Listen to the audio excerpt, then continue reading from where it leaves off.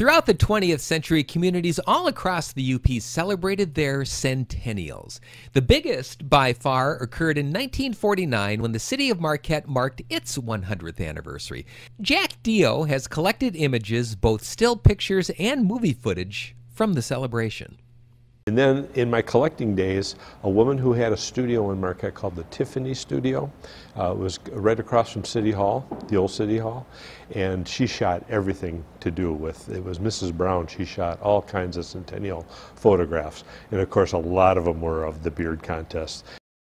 Marquette's centennial celebration was so big, in fact, that the Warner Pathé newsreel sent a crew to get footage that would be shown in movie theaters all across the country.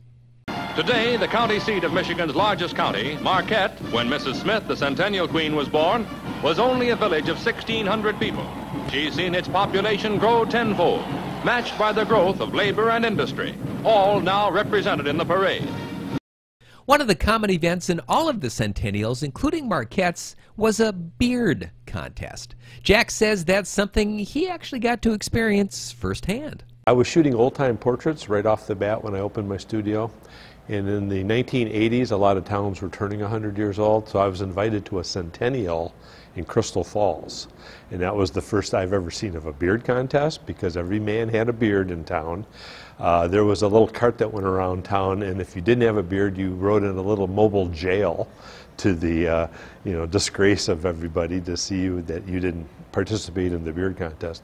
The 1949 beard contest in Marquette was one of the focal points of the centennial celebration. Yeah, there was a lot of men involved. It was funny because some of them cheated and had kind of fake beards, and in the movie you actually see them pulling stuff out of a beard, and in another one the judge is tugging on his beard and the announcer goes, "It's real!" And according to Jack, the story of the Centennial Beard Contest gets very interesting once you find out who actually won it.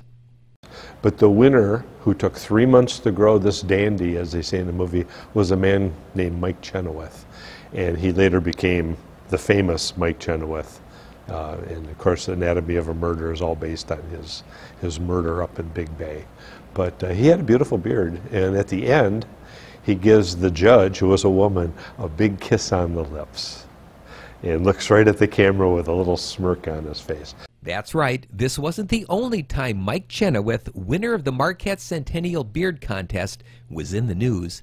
Several years later, he would return to the headlines when he was shot and killed by the jealous husband of a woman, the crime that would go on to inspire the book and the movie, Anatomy of a Murder.